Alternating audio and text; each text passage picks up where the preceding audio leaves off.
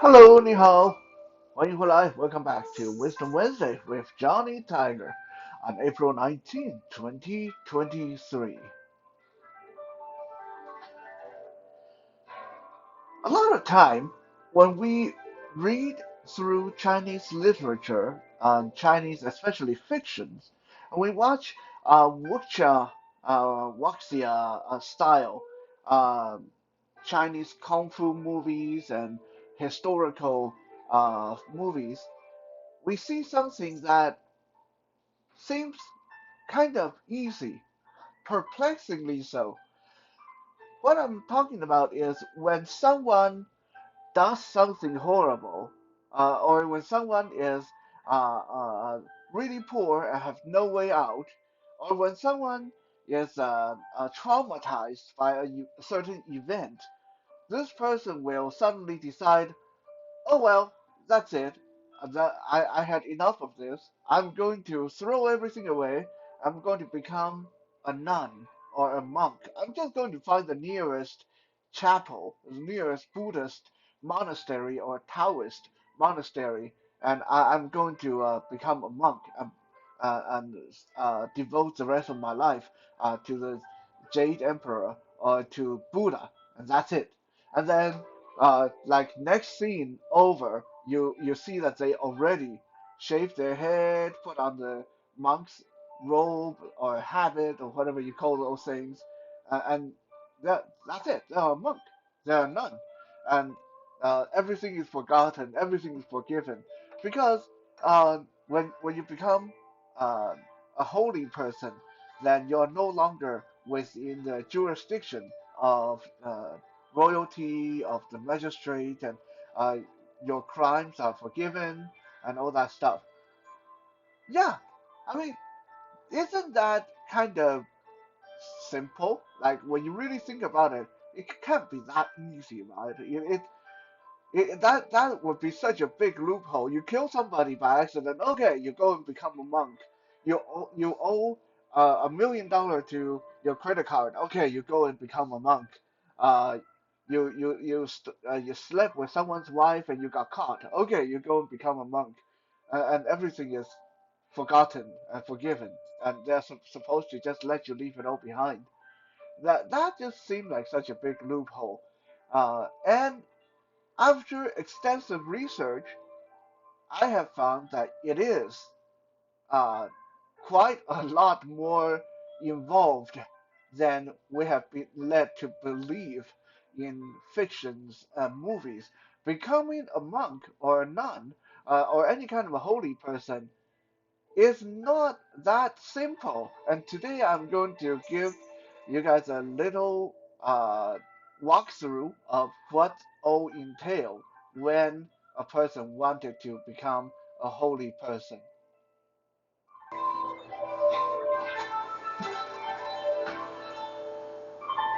The central, most important part of becoming a holy person, in Mandarin, it's called 出家人. This is an interesting phrase, 出家人. Ren, R-E-N means person. 出家 means, well, 出, C-H-U, means to leave, to depart. And 家, J-I-A, means home. So 出家人 means a person that has departed from his or her home. So 出家人 is the Mandarin phrase or word for uh, monk or nun, any kind of holy person. So the whole central theme that have been omitted from a lot of movies and books and etc. Is to be a 出家人, you need a passport. Yeah, it's not as simple as you shave your head, put on the robe, and you are now a 出家人. It's not as simple as that. You need an ID. Just like nowadays, if you want to say you are a police officer, you need an ID. If you want to say you're a firefighter, you need an ID. You want to say, heck, here in Canada, if you want to say you are a blind or disabled person, you need to have an ID. Uh, I actually had it happened to me one time where I got on the bus and I forgot my wallet, so I didn't have my ID on me, and the bus driver refused to acknowledge me being blind, even though any person can clearly see that I'm blind. But no, without the ID, no good. So being a monk, being a 出家人, in the old days requires an ID. This piece of ID was called 度牒, DUDA, and it's usually like a plaque, a wooden plaque, or a piece of parchment. On it would have your birthday, your physical description. Obviously, back then there's no photography, but it would have your physical description, your name, your original name, your birth name, your family name, where your family lived, the date that you became a monk, the date that you got your passport, which monastery are you with, how long have you been there, and uh, all that information, including the name of your master, who is a head monk or head nun, the mother superior or patriarch that you're serving under. All those details would be on this piece of wood or parchment. So this is called a 度牒. Every monk must have one. If you were a monk and you did not have a 度牒, then sorry, dude, you're a illegal monk. You're illegal 出家人. You're a fake 出家人, and this was punishable by all kind of punishment, including in some cases, punishable by death to fake 出家人.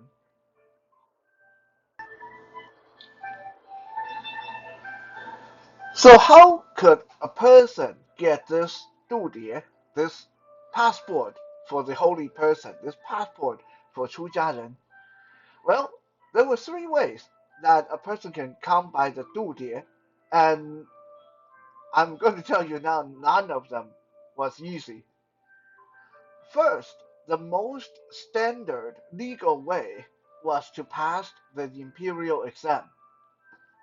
Now, we have spoken extensively in the past about the Keju exam, the imperial scholarly exam for scholars, and it happened every 9 years, every 10 years, and if you fail, you have to wait for another 9 years, 10 years before you get another chance, and only by passing the exam could you be selected to work for the government. Okay, so the monk, the exam for 出家人 was similar. It was also run by the imperial. It was also oversaw by the ministers and magistrate. Uh, the purpose was to make sure that all the 出家人 in the country were up to standard, so that no criminals or fake ones and people that just wanted to enjoy the benefit and didn't want to put in the work. What benefit are these? We'll get to them near the end of the video. So during these exams, the standard was to pass one of these holy person exam. You have to memorize scriptures. You have to have the scriptures and holy books and Buddha's teachings and all the different Buddha's Bibles. I mean, they didn't call them Bibles; they called them Jin. All the different Jin, you have to memorize them. Uh, the standard. This is the very bare minimum.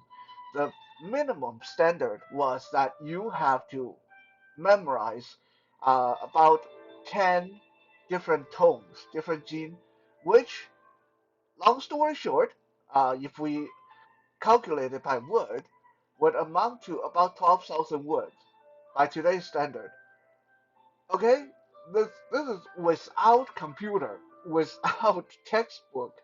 You have to memorize 12,000 words of scripture and tomes and Buddha's teaching and be able to write them down, recite them, talk about them, and talk about their origin, talk about their meaning in front of the magistrate during the exam. This is the bare minimum. In addition to that, there's also a character check before you were even allowed to write the exam, before you were even allowed to go for test for the passport. They sort of like today's reference check when you go look for a new job. They have to look at what kind of person are you in your daily life. If you have committed crimes such as theft, rape, debauchery, murder, violent behaviors, vandalism, all those things. If you have had criminal record in those areas, then you're automatically disqualified from the exam. You are not allowed to even try to become a monk. Okay, because to be a monk, you have to adhere to the, you have to live by the highest standard, highest moral standard. So if you are a person that have some questionable behaviors, then sorry, you have to stay a regular person. Uh, and you can't become a monk. If you have a massive amount of outstanding debt, then you are not allowed to become a monk until that debt is paid off. Okay, so that's the character reference check. So first, the exam. Second, character reference check. Third, you have to obtain the express permission of the elders in your family. Because to become a holy person means you would no longer pass on your family name. You are not going to procreate. You are not going to have children. This was a big taboo in Chinese history. So, without express permission from your parents or your grandparents or whoever's in charge in your family, you could not be qualified to become a 出家人, a holy person. So those are the three big ones. If you wanted to write the exam, okay, you got to pass the exam, you got to pass the character reference check, and you have to have the express permission from your family. Uh, there was The time is now 4 p.m. there was many stories throughout history where a person, a man, would go to his parents and say, I'm so sick and tired of like working and getting hurt in relationship. I'm so tired of living. I want to get out of these daily chaos. I want to become a monk. I need your permission. And the parents would deny their request. The parents said, no, you're our only child. You can't become a monk. If you become a monk, then our family name will not get passed on. And usually, the only way to get the parents' permission in this case is you go and get married quickly, father a child, make sure that there's a child, that the family name is passed on, and then maybe, maybe your parents will allow you to become a monk. Okay, becoming a monk or a 出家人, a holy person, was very final in most cases. It's not something that you do it today because you feel like it, and then next week you find that you don't like it and you don't want to do it anymore. Uh, it's a very serious step to take in your life. Yes, in some cases, there were some people that did decide to uh, come back to becoming a regular person, regular citizen, but usually it comes with great amount of repercussions. For example, if you have been a monk for 12 years and you decide to, I don't want to do this anymore, I want to go back and become a regular civilian.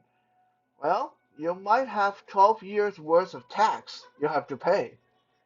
You might have owed 12 years of tax.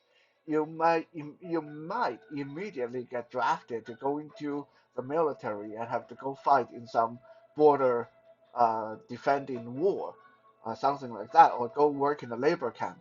So to get out of it, it usually comes with a lot of negative connotations and consequences that people don't want to deal with. So it's definitely not something that you would do lightly uh, without really thinking about it. Okay, so that is the first way to become a holy person, a true Zhadan, is to pass the imperial exam, to pass the character reference check, and to get your parent permission. Now let's look at the second way, which is a lot less complicated but no less difficult.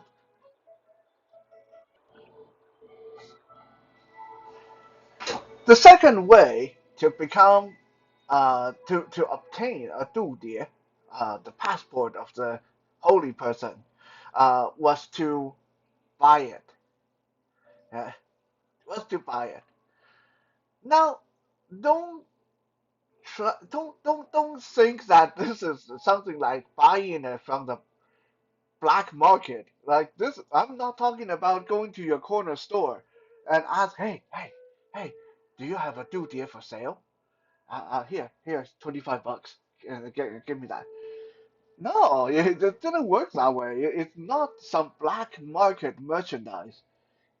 Throughout Chinese history, there were many times when dudies became uh, for sale, but this was purely handled by the imperial government.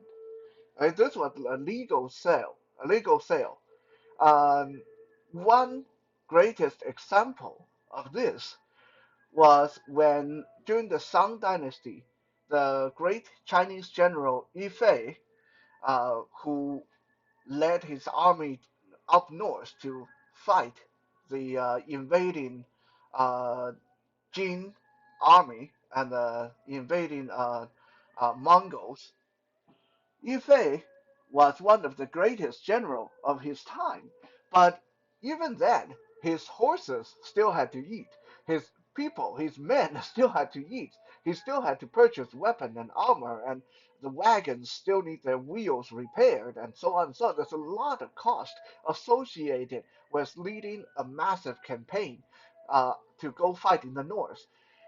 A few weeks ago, we talked about how difficult it is for the Southerners to fight up north. So if you checked out that episode, you will remember me saying for the Northern people to come down south to pillage and to fight was very easy, but for the Southerner to go deal with them up north was very difficult, cost a lot of money. So very soon into his campaign, the General Yu Fei ran out of money and he wrote a letter, a very urgent letter to the emperor, requesting further funding for the army to be able to proceed. At that time, the treasury, due to various mismanagement, was almost empty. There's no money, there's no more money in the treasury to support the army. So instead of sending Ife the money he needed, the emperor signed 200, right, 200 dudie and sent them back to General Yifei. The purpose of this was basically emperor said, look, I don't have gold, I don't have silver, I don't have any more coins. Go sell these dudie to whoever that want to become monk and use that fund to fund the army. So this was emperor's own express wish, express command. Basically, go sell these documents, go sell these passport. I don't have money for you. You gotta go sell these. Okay, you want to try to make money? I can sign a lot of duty for you. So you might be wondering, the emperor only sent him 200 duty. What would that do? Like how much can you sell these things for? Uh, to like Even if you sell them $1,000 each, that's not going to supply the entire army, right? Historians have calculated the worth of 度碟 and go through the exchange rate and inflation and all that uh, rigmarole that we don't really need to concern ourselves about. But I will give you a rough estimate of what's 200 度碟 back then. Okay?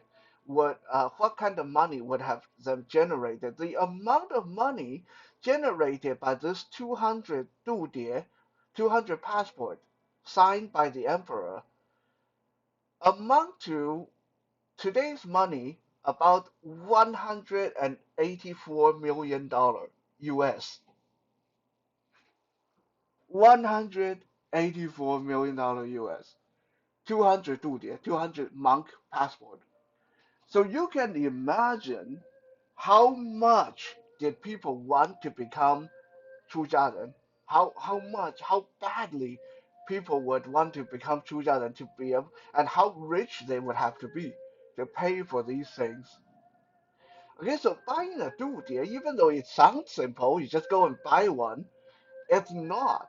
Okay, you have, each 度碟 costs over $1 million in silver, and you need to be able to afford that, and you need to have run into that opportunity where the government is so short of money that they're actually selling them. Otherwise, if you buy one from the black market, chances are that you will sooner or later be caught as a fake, and you won't be able to escape punishment. Right? Speaking of fake 度碟, there's a very famous case that I'm going to share with you near the end of this video about fake monks and stuff like that.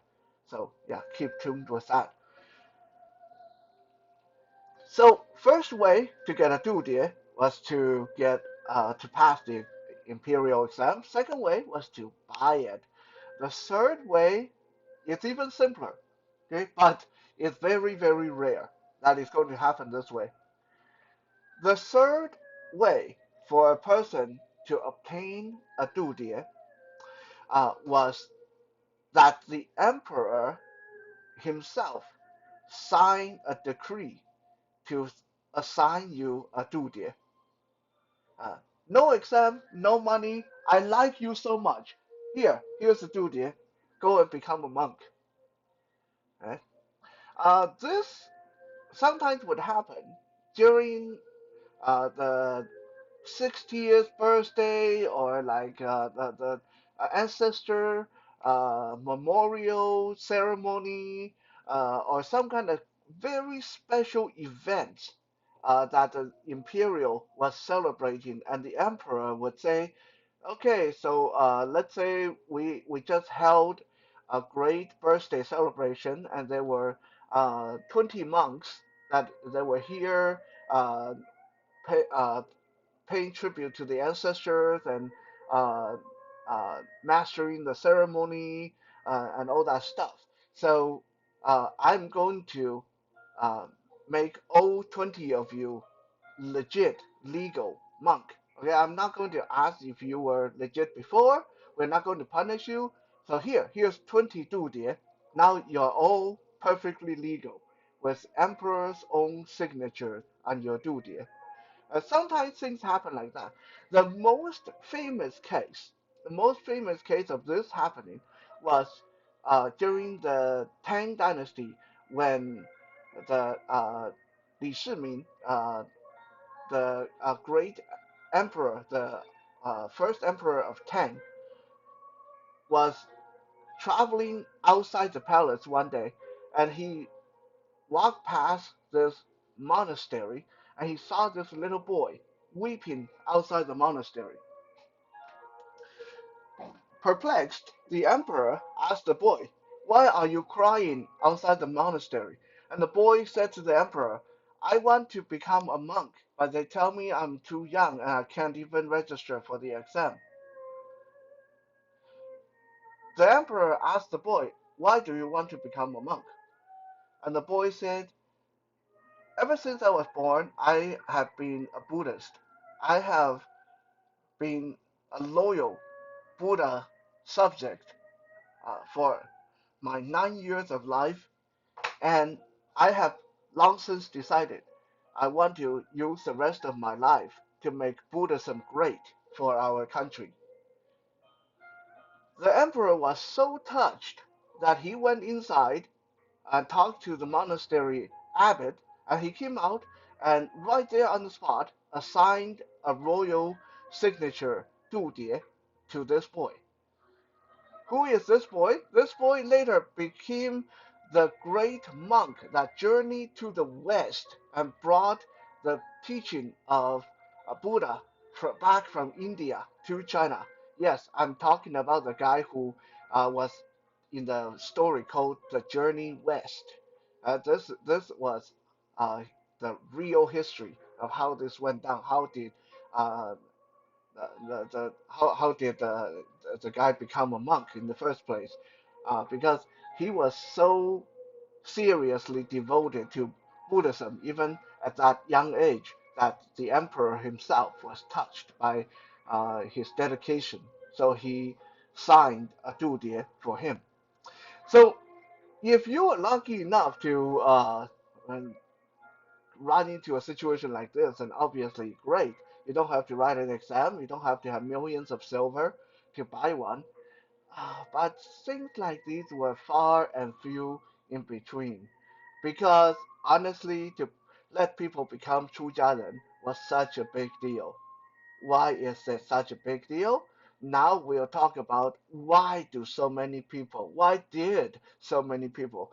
to become 出家人?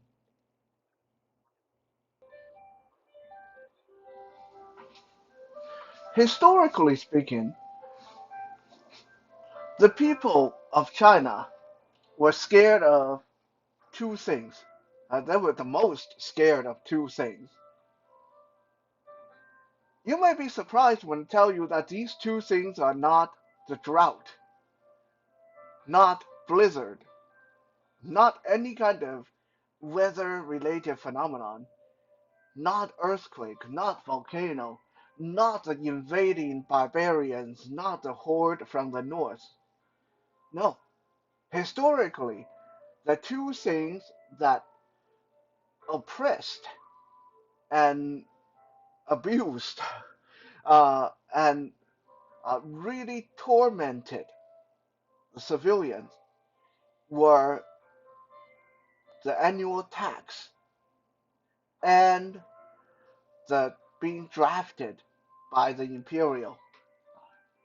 So the draft and the tax were the two things that the civilians were the most scared of. Why is that? I mean, when you think about it, well, what is the big deal? We pay taxes now. Well, the taxes you pay now is all regulated. How much you earn, you pay how many percentage, and if you don't earn enough, if you're low income, you might even get an exemption. There's all kind of exemptions here and there, child benefit and all that stuff.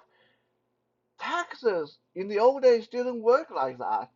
Taxes in the old days basically were set by the magistrate, whoever's in charge locally. So let's say every year the emperor say we need every city, every province to pay 2 million gold to the treasury. Okay, well now your magistrate will tell you, okay, so now we have 2 million gold we got to send to the imperial city. And of course, I can do this for free. There's a lot of handling charges. So let's say I want you guys to come up with 5 million gold. And let's say there's 100 houses, 100 families in this town. Well, you do the math yourself. That's a lot of money for every family to have to come up with. He doesn't care if you're low income or high income or no income or disabled or whatever. If you don't come up with the money, you get thrown in jail or you get your head chopped off. That's it.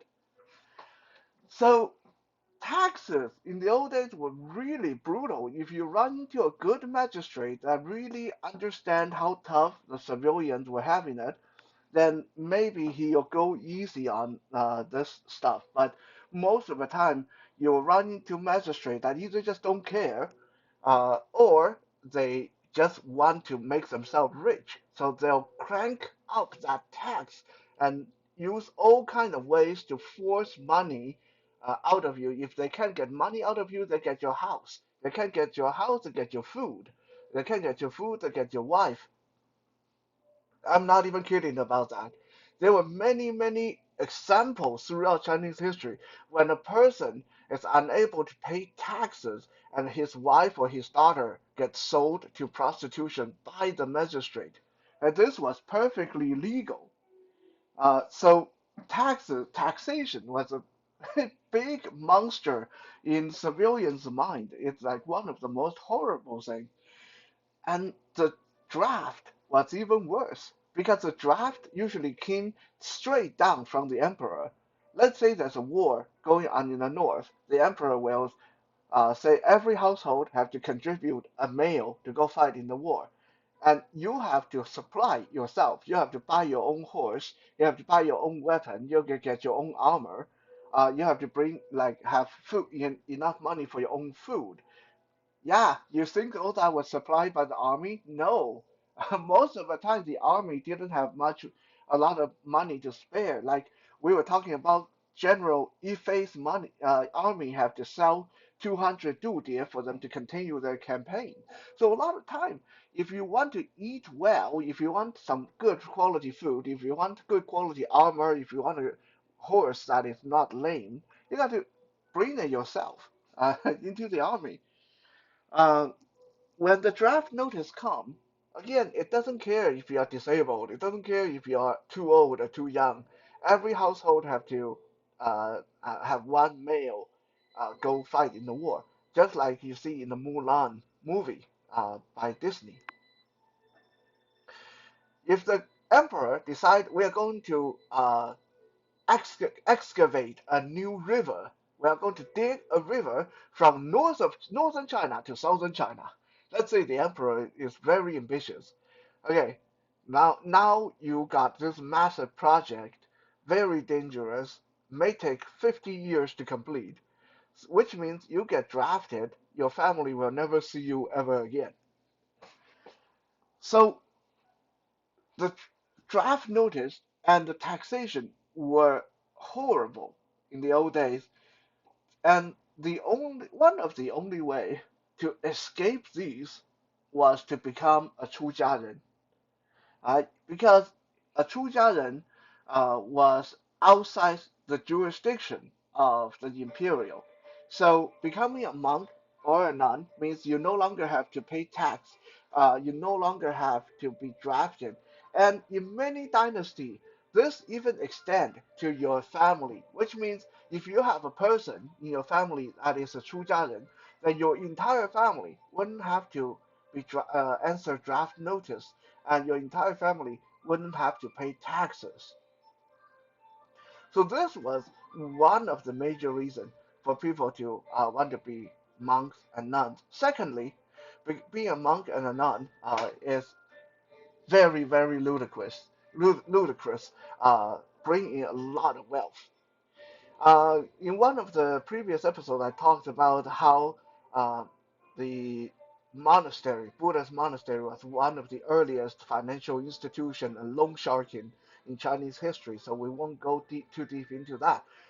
Suffice to say that being a monk or a nun, because you don't have to pay taxes and you don't have to answer draft notice, and you can survive uh, on the donation from people, from funerals to birthdays to weddings to any kind of annual ceremony like Chinese New Year's and Buddha's birthday and the Jade Emperor's birthday, and to any kind of ceremony like we need to beg for rain. We need to pray for uh, uh, the crop to do well, any kind of prayer ceremony, a rosary, anything like that, you get paid a lot of money, and all that is tax free, which means that monasteries end up accumulating a great deal of wealth.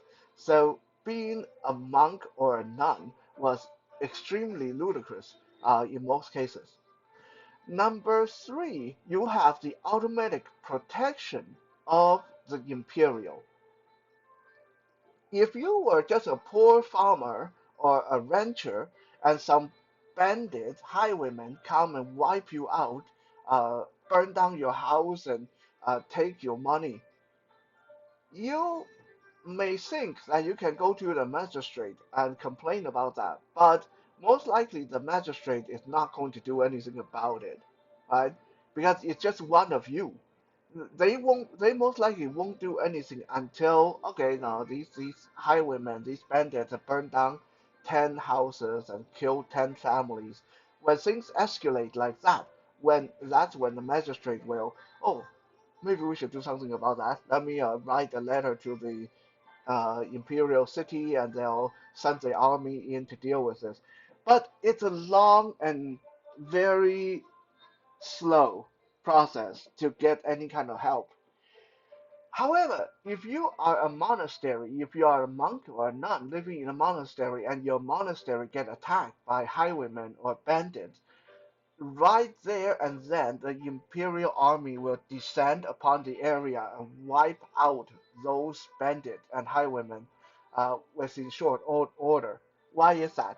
Because the emperor himself understood that these monasteries held a lot of money, held a lot of wealth, which means if the treasury ever run low, if the country ever needed money, the monasteries were there. They were like banks.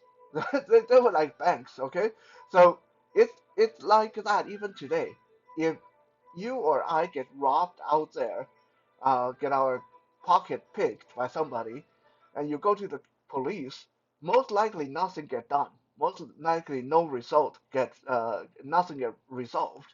But if a bank get robbed, immediately it's big news. Immediately the police is there with guns and bulletproof vests, and they'll get it resolved within a couple of days.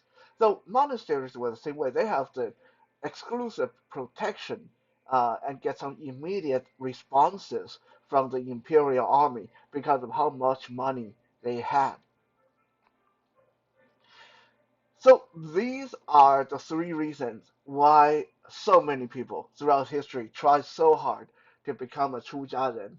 Right? You are exempt from taxation and draft notices. You make a lot of money and you get the exclusive protection by the imperial army.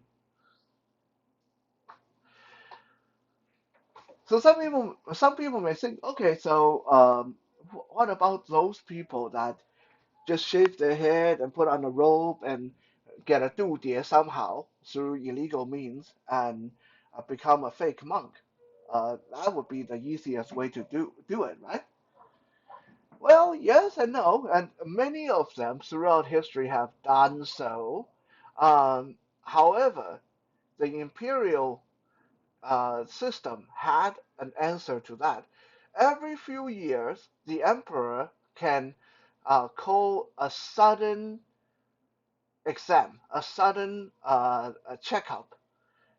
So imagine like today when the Food Safe Administration can suddenly check someone's product, when the health board can suddenly go into a restaurant without warning and check out their standard. Okay, so in the old days, uh, the emperor knew that a lot of Chujians were fake. So every few years, the emperor, when he thought of it, would do a sudden exam. And this was basically the kind of exam that said everyone who is from every registered monastery, every temple, have to attend.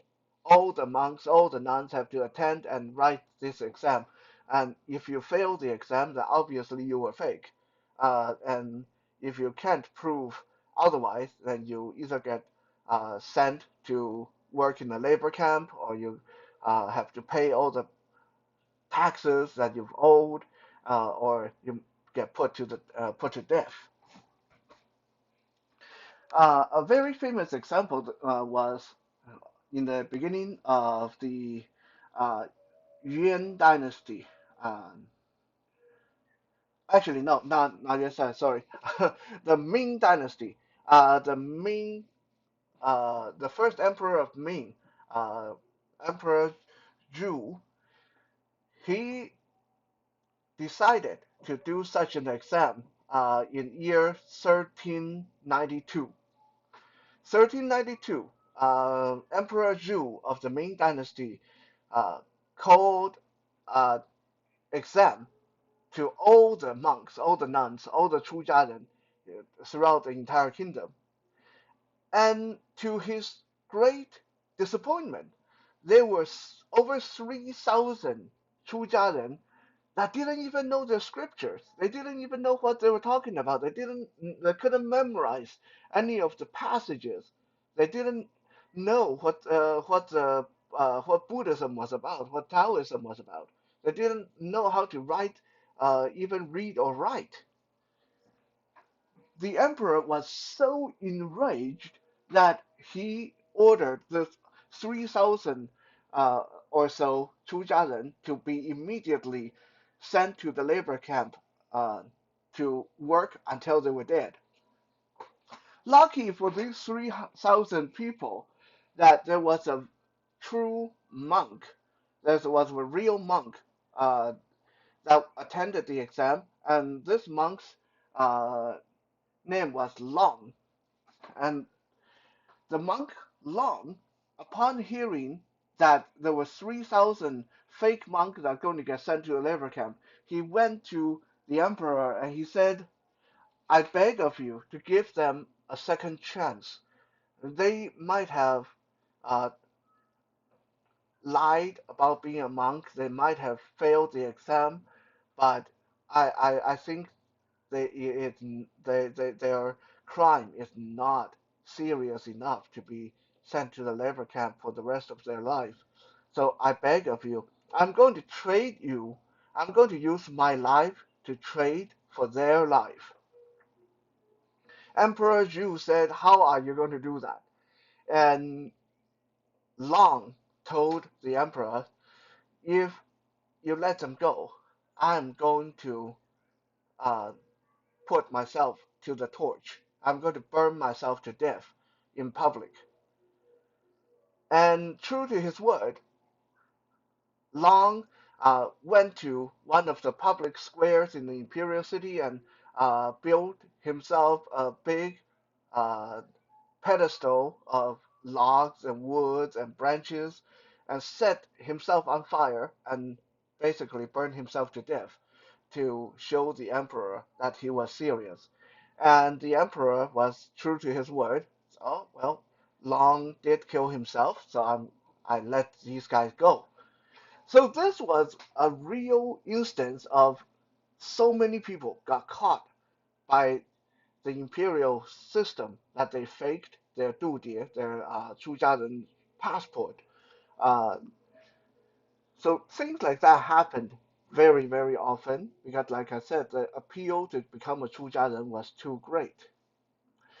And unfortunately for those people, unfortunately for the imperial system, it's really hard to fake being a monk. So even if you were to get a 度牒 somehow through illegal means, it's very hard to continue lying about it.